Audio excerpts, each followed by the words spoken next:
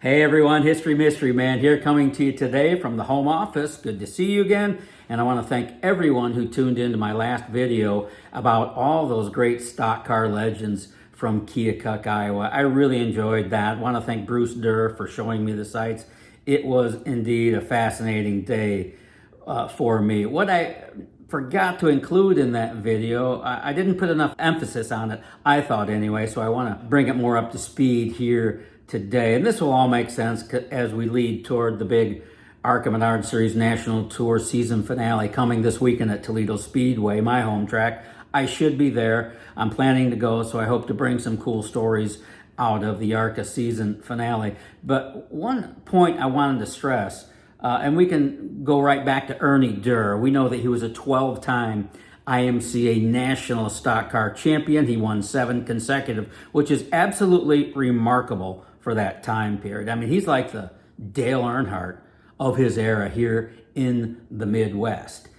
And I want everyone to know that to win an IMCA Stock Car Championship back in that era, and I'm talking specifically the 1950s, the 1960s, and part of the 1970s, to win an IMCA Stock Car title back in that era was remarkable, and every bit as challenging, every bit as difficult as it was to win a NASCAR Cup Series championship back in that era. And the same is true of the USAC Stock Car League and the ARCA National Tour. It was every bit as hard to win a race in those series as it was in NASCAR back in that day. It's different now. An ARCA driver isn't going to just jump right in the Cup and win the race. It's not going to happen. But it did a lot back then. Those drivers were very interchangeable. They had their specific identities. Iggy Katona, 6-time ARCA champion. Don White, USAC Stock Car champion twice over. Ramo Stott won championships in both USAC and ARCA. But those guys were very interchangeable and went back and forth between their specific series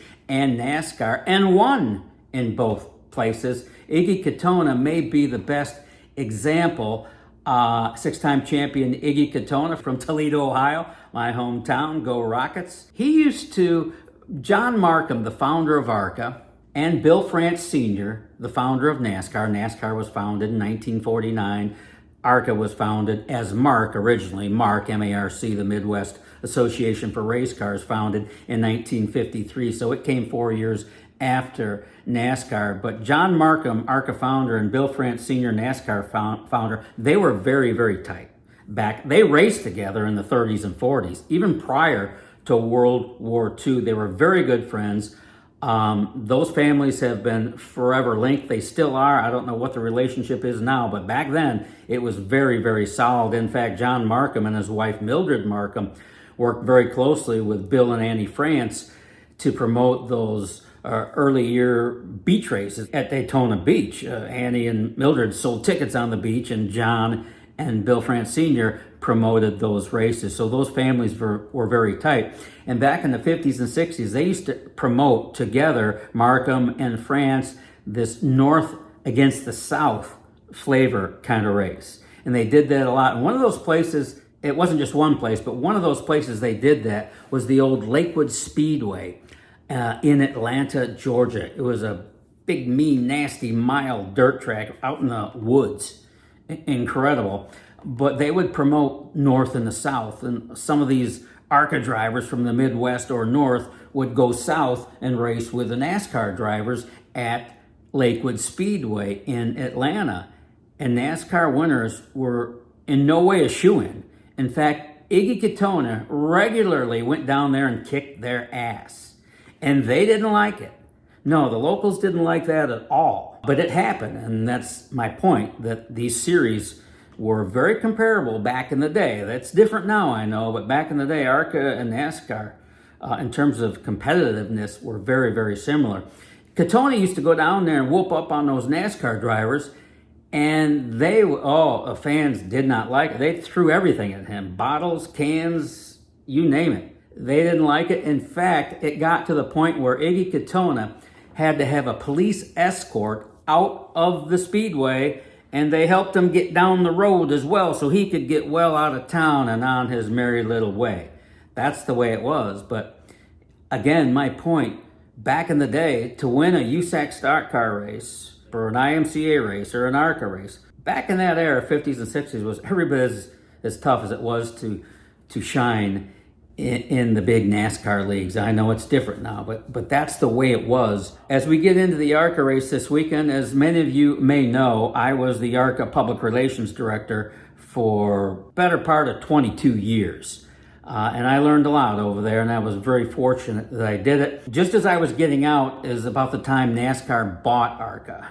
I didn't get to experience that, but I had a good run there, 22 years. In fact, I was the only full-time employee at ARCA that never missed a race.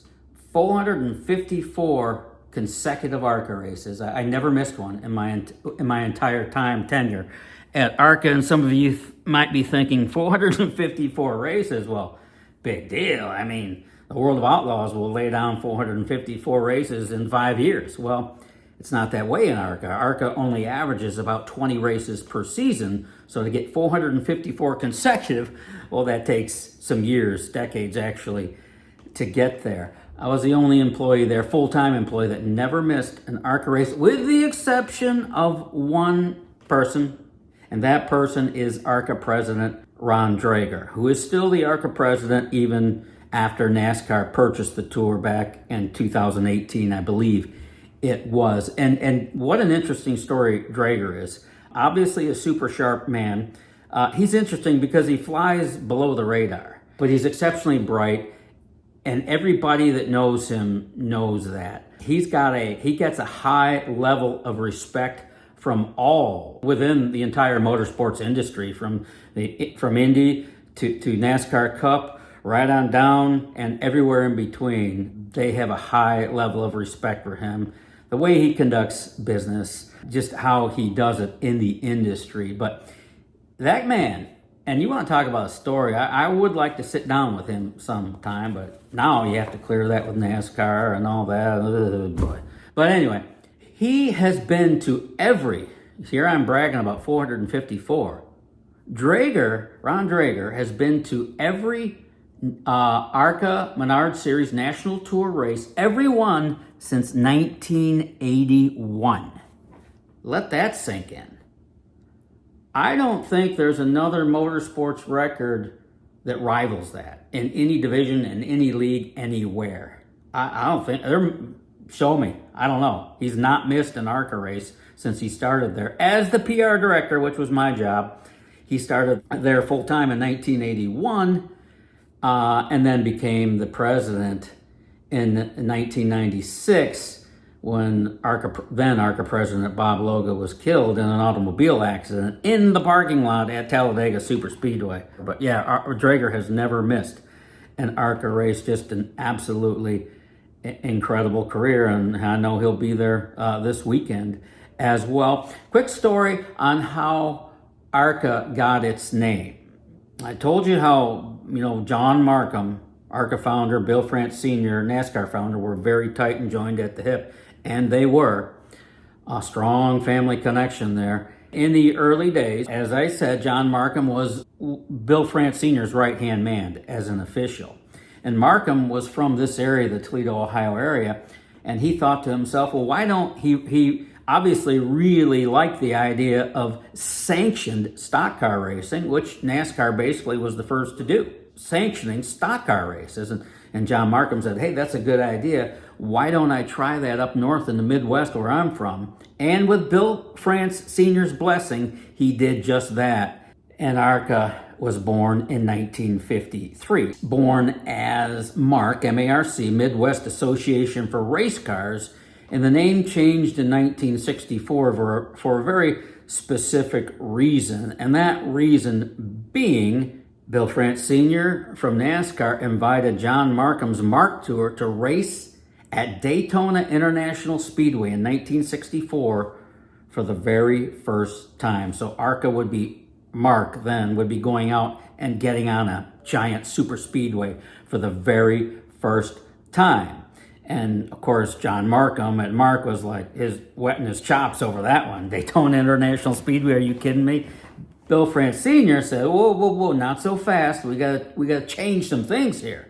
We gotta work on something here. And John Marcum was going, what do you mean? He goes, Bill France Sr. said, "I think you need a name change." John's kind of going, "What's wrong with MARC, Midwest Association for Race Cars?" He goes, "Well, if you're going to come race at Daytona International Speedway, you're branching out. You're getting out of the Midwest. You're becoming more national in scope." So it was Bill France Sr.'s opinion that MARC, John Marcum, needed a name more representative of a national tour, not just Midwest Association for Race Cars. So those two, Marcum and France, put their heads together and came up with ARCA, the Automobile Racing Club of America, which made its super speedway debut at Daytona in 1964. They did run one more super speedway race that year at Charlotte Motor Speedway, if my memory is correct. I believe it is. Curtis Turner won that race. What a great history that is. But before they turned the logo loose and the name loose, they did check with one person before they let it go. They ran the logo and the name by Jack Bowsher, ARCA champion, USAC car owner champion, just an incredible guy. I was very tight with Jack Bowsher. I love Jack Bowsher. I'm not going to say he loved me, but he liked me a lot and I liked him. We had a very unique, close relationship. I really appreciated Jack Bowsher, but they ran the idea and logo by Jack Bowsher, and he said, "Looks good to me," and sort of gave it that final blessing. And they cut the logo and the new name loose in '64 upon now ARCA's introduction to super speedway racing at Daytona International Speedway that same season. So that's how that happened. But I wanted to just sort of clear up that someone said something about Ernie Durr winning 12 IMCA championships, almost as if, well, it wasn't NASCAR or something. Not. Trust me, it was a big deal back then. A really big deal. I mean, when I think of him winning those 12 titles, 7 in a row, that's one of the most remarkable stock car achievements in the history of stock car racing, in my view. So thumbs up to Ernie Durr, the Durr family. And again, thanks, Bruce, for taking me on that tour of Keokuk. I really enjoyed it. Next stop for me should be, unless something else gets in the way, the season finale for the ARCA Menards Series National Tour coming this Saturday. By the time I get this posted, I might be right on it, but Saturday, October 5th, the Owens Corning 200 at Toledo Speedway. I'm looking forward to getting out there and seeing some old friends and picking up on some of that cool ARCA stock car flavor to wrap up the season. Then I'm going to jump into, you know what it is. It's coming up on November here. It's Edmund Fitzgerald's season. Captain Darrell coming back. We're going to be sitting down this coming week, so looking forward to bringing you more coverage on the story of the mighty Fitz, the Toledo Express, the Edmund Fitzgerald. But we're going to close out racing season with an ARCA finale at Toledo. Listen, thanks for your support. I appreciate you guys. We'll look forward to seeing you down the road. Take care.